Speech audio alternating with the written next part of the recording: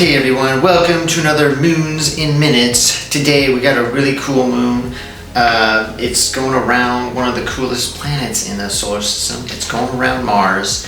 This moon is none other than a moon called Phobos, which is not I have it jotted down here. Phobos, of course, is not a demonic lab like in Doom the video game.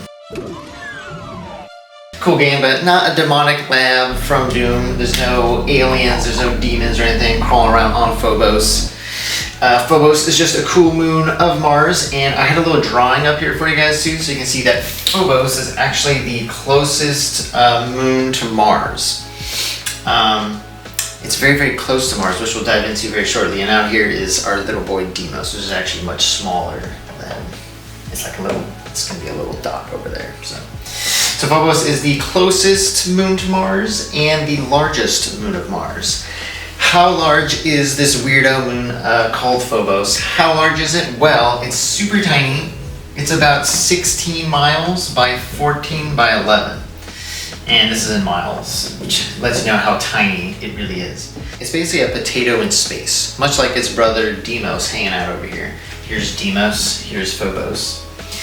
So Phobos and Deimos, two very, very super small moons of Mars. But I believe it was Mariner 9 actually took some good snappies of Phobos hanging around Mars over there. And because it is a weird little small tiny potato shape, they basically give 3 different dimensions of it, kind of like a big beach ball, or a potato as I like to say. Even in the night sky there on Mars, if you're a Martian living on Mars as it were, you would see Phobos in the night sky, but even then it would be pretty small. It's not a huge moon. Although there is some really cool transits you can actually witness on the Martian surface, which I actually saw this image, was pretty amazing. We can actually, if you're a observer on Mars, like Matt Damon or something, if you're on Mars and you're looking up at the night sky, you would actually see Phobos cross the night sky. You would actually see that happen twice. Because, as we talked about, so Phobos is orbiting super, super close. It's actually, I believe it is the closest, I don't believe, I know. It is the closest moon to its home planets in the entire solar system. So Phobos here orbits about 3,700 miles away from the surface of Mars. Let's go here from Mars. That is super close. That is very close.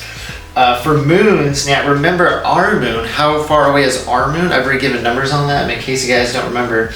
Our moon on average orbits about 240,000 miles away.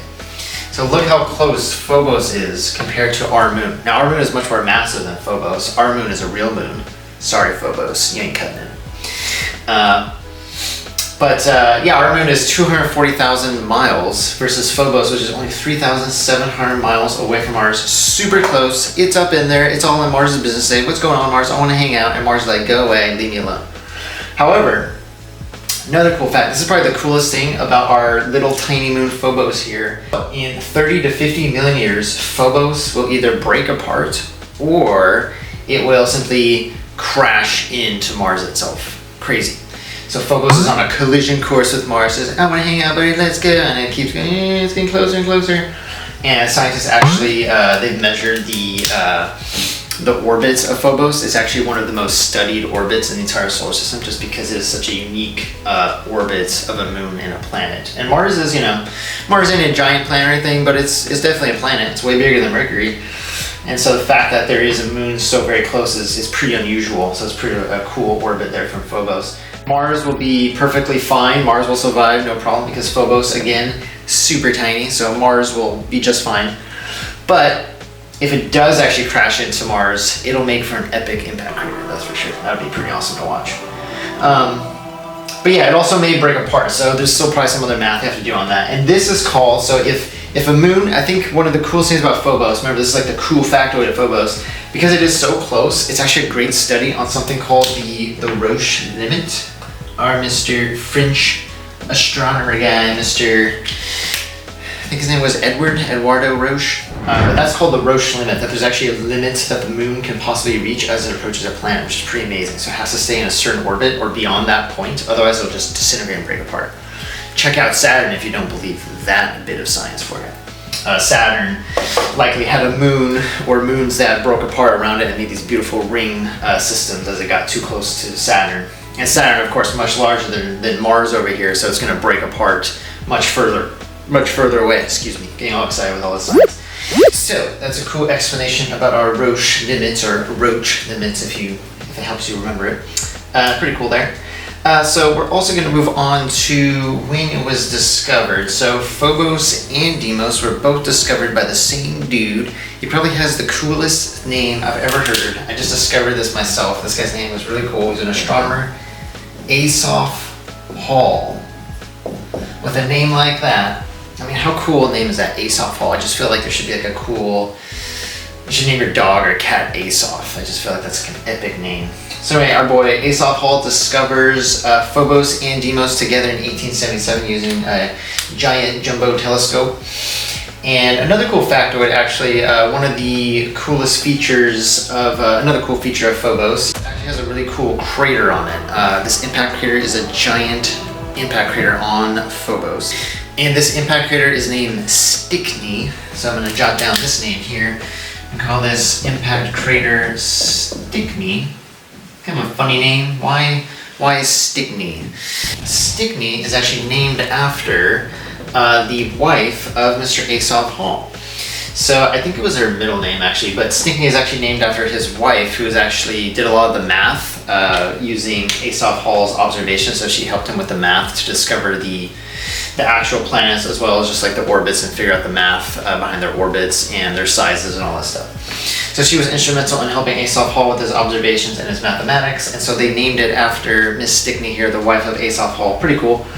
And what's also cool is this impact crater named after Miss Stickney here. This crater is actually about 5.6 miles wide. So consider our dimensions here of little tiny Phobos, the baby Phobos. It's 16 by 14 by 11, and yet there's a huge impact crater. Actually, there's really cool visuals of this ginormous impact crater on Phobos.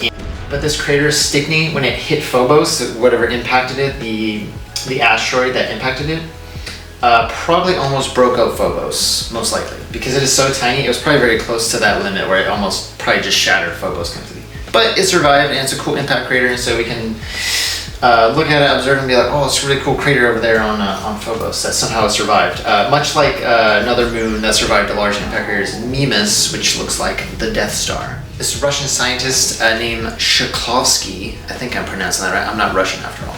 But Mr. Shklovsky here actually theorized that he thought when they first discovered Phobos, after Mr. Hall here discovers it, he thought it was hollow. So he promoted this theory of a hollow Phobos. Like, oh, there's nothing there. It's like this weird moon or something, and it's so close to Mars, and that's weird. And they did some math on it, and they noticed that it's not very dense. There's not a lot of stuff on Phobos, and they're like, oh, I think it's hollow. There's nothing inside it. There's no core. It's like an apple without a core or something like that. It's just like this metallic surface, and that's it. This other science advisor, his name is Fred Singer. He's kind of a big weirdo.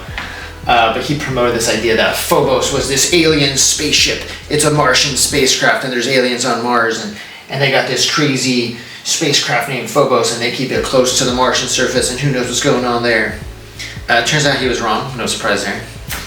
Not aliens, fortunately, or unfortunately, depending on what camp you're in. But not an alien spacecraft is Phobos. It is not hollow. It is, however, very porous, for the P over here, so I like to say it's a very porous moon of Mars, of course. So again, as I said, porous, kind of just, there's lots of gaps and cavities within it and lots of craters, so that's why it's not very dense. It appeared hollow at first, but the math was all fixed up and everything, and they realized it has a lot of gaps in it, a lot of craters, so that it contributes to its light density and its lightweight. Obviously, it's not very massive at all, so kind of cool there. Finally, wrapping up here with Phobos, it's cool names. I always love Phobos and Deimos, probably some of the coolest names in the solar system. Phobos here is Greek for the god of fear and panic. And actually, it's a son of Ares, or the god of Mars, from Roman and Greek. You got Ares, the Greek, and you got Mars, Roman. They're kind of interchangeable. So Phobos here is a son, the god of fear and panic, and brother of Deimos. How about that? So kind of cool name there. So you got Deimos, the demon over here with the little horns, and you got Phobos over here, he's all freaking out, he's all panicky. He's like, oh my gosh, I'm freaking out.